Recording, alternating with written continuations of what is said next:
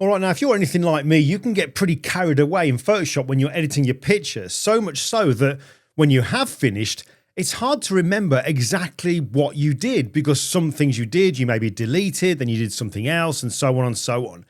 So in this video, I want to show you a new way that you can use the history log in Photoshop with AI to give you a very clear set of instructions for exactly what you did so that you could then go on and redo those steps on another image. All right, so like I mentioned then, what we're not talking about here is using the history panel. That's not what we're going to use. Instead, I'm going to go to the Photoshop menu over here, choose settings and come down to where we have history and content credentials. Now, at the very top here, there is a section called history log. You can just see that. And this has been in Photoshop for a long, long time. And those people that do know about it don't tend to use it that much because what it actually creates can seem very confusing, almost like a chemical formula. Let me show you what I mean. I'll turn it on first of all, and you'll see straight away that there are three options that we have for where the save log items to will be. This is basically saying, look, when I record all these steps for you, where do you want them to go? You can either have them saved into the metadata with the image, an individual text file which can be saved onto your computer, or you could have it set to both. So I'm going to choose metadata for that, for the first one. Underneath this, we have where it says edit log items, and this is where we can choose how much information, how much detail do we want to be recorded for all the steps that we do. Now there's three here, sessions only. I would suggest you're not going to use that because that literally just records real basic stuff like image was opened, image was closed, and it doesn't really go into detail about all the things that you did. Concise is too concise. It really is like an abbreviated version of what you did, and there are things there that would miss out. So if you only use the concise version, I don't feel that it would be enough for you to then take those steps to then redo them. The one you want is detailed, but you'll see in a moment that this can be very detailed and come across very confusing. But let's have a look anyway. So we'll choose detailed and we'll choose metadata. So I'll click OK. Now I've got this unedited image just here. So let me just do some random things to this so we've at least got something recorded. So I don't know, I'll maybe duplicate the layer, something like that. Then I'll go to, let's say, a levels adjustment and I'll fix the white balance. I'll hold down the Option key on Mac or Alt key on Windows and I'll click on Auto. And that brings up the auto color corrections, and I'll just set it to find dark and light colors. Gives me a nice sorted out the white balance for me there. We'll click OK. Then I'll maybe go to curves. Let's just add a little bit of contrast in this image. And then I suppose I'll go to select and sky. Get to select the sky, and I'll use another curves adjustment on the sky. So let's just bring out some detail in that sky just there. Real thunderous looking sky. Like in that, and maybe just one extra little thing. So we've got quite a few things recorded here. I don't know, let's go for a photo filter and just give it a little bit of warmth. Just some random stuff, so at least something is recorded. So what I chose then for the first way to record all the log steps, all the things that I've done to the image, was in the metadata. And the way we can find that is go to the File menu and come down, and here we have this option here called File Info. When I click on that, we go to the left-hand side and we choose the Photoshop option here, and this is where it is. This is where that written record of every single thing that you did. Like here, look, layer via copy. And yeah, everything's recorded, all the numbers, but I mean, in this particular format could be quite hard to follow. And I don't tend to save it in the metadata. I like to have a file saved on my computer that I can then use with AI to then interpret it in a much simpler, easy to follow step-by-step format. So let me just show you that. So I'll click on cancel, and the first thing I'll do is go to file and revert to put this image back to its original state. So now look, I'll go back to the Photoshop menu, settings, and I'll go back into where we've got the history and content credentials. And this time, rather than saving to metadata, I'm going to choose text file. When I do that, the grayed out option here becomes available to me where I can choose where I want this actual log to be put. So I'll go on my desktop and I'll create a new folder, and I'll call this folder history log and click on create. And yeah, I'll just leave that name there. Just up here is where I could change the name of the actual text file to something that I would definitely recognize, but I'll just leave it as Photoshop edit log. That's fine. And I'll click on save. And then I will click on OK, making sure that the edit log items here, look, is set to detailed. Now that I've done that, that is constantly going to be on. So whenever I have an image in Photoshop, the steps that I do are going to be recorded into that text file. The thing to remember is that if I work on one image, it'll record it. If I then open another image, those log items will be appended to that text file. So it'll just keep getting longer and longer and longer. So just remember that it doesn't create a new text file, it'll just add it to the original text file. So I would suggest that once you've done this with one image, you might want to delete what's on that text file once you've made use of it, so that then a new one is then written nice and clear without anything else around it and getting all confusing.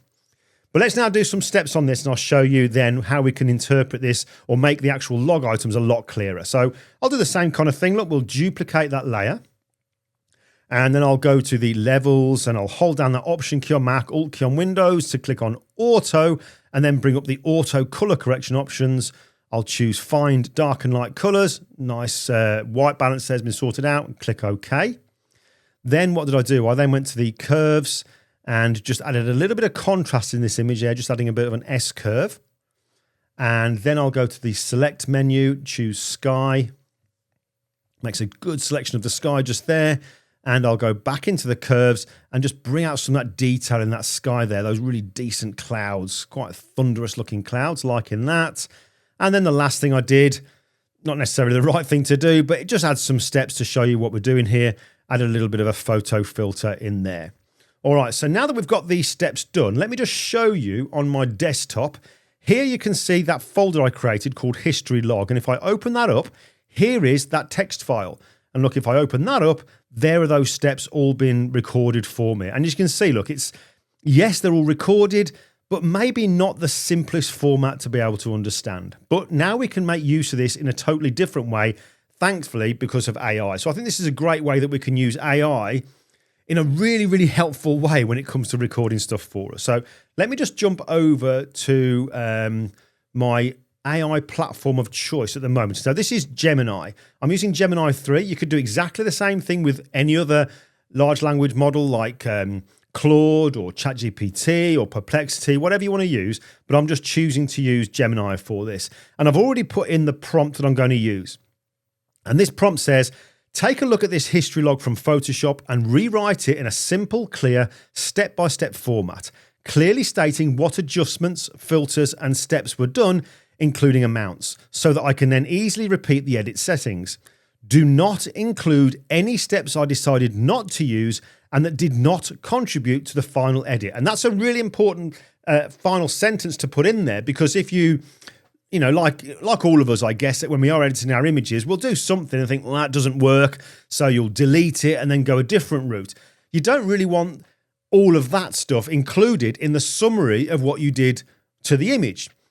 The actual AI is capable of looking at the log and saying, well, you didn't use this, so we'll disregard that. And it'll only include the actual editing steps that you did to get from point A to point B, the final retouched image. So now that I've got this prompt put in here, I'll click on the plus icon, upload files, navigate to the folder on my desktop, and I'll find that text file just there and click open. Now in Gemini, I'm making sure that I'm using the best thinking model it's got. So whatever platform you use, make sure you get it into the best thinking mode that it can be in. And let's have a look. I'll just click on submit to see what it does for us. So this should only take a few seconds, and you can see here in Gemini, it actually goes through all the steps it's doing whilst it's reading it to give you the best possible breakdown of all the steps. And remembering what those steps look like in Photoshop, now look at the difference. A lot clearer. Duplicate the layer, levels adjustment, curves, and what have you. And it actually gives you down further here, look, the actual amounts that we used. So here we've got a nice step-by-step version, and here we have a written version to show, look, these were the amounts that you actually used in those little bits that you did. So you can, I mean, you could get this to write this in a different format. Just say, simplify the steps so that I've got a suitable workflow that could maybe be used in a book. In fact, let's just try that. Let's just say this. I'll put now, in fact, I won't type this out. I'll use my, an app called Whisper, which I use to dictate. Now create a written record of these steps so that it's a nice, simple, easy to follow, as if it was going to be written for a book, giving instructions on how to do this particular edit. Include all the steps and all the settings that we used.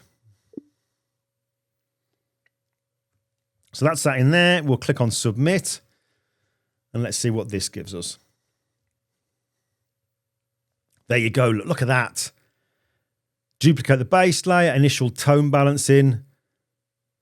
So much easier to follow. Look, shadow point, it gives us all the settings that we used, enhancing the sky.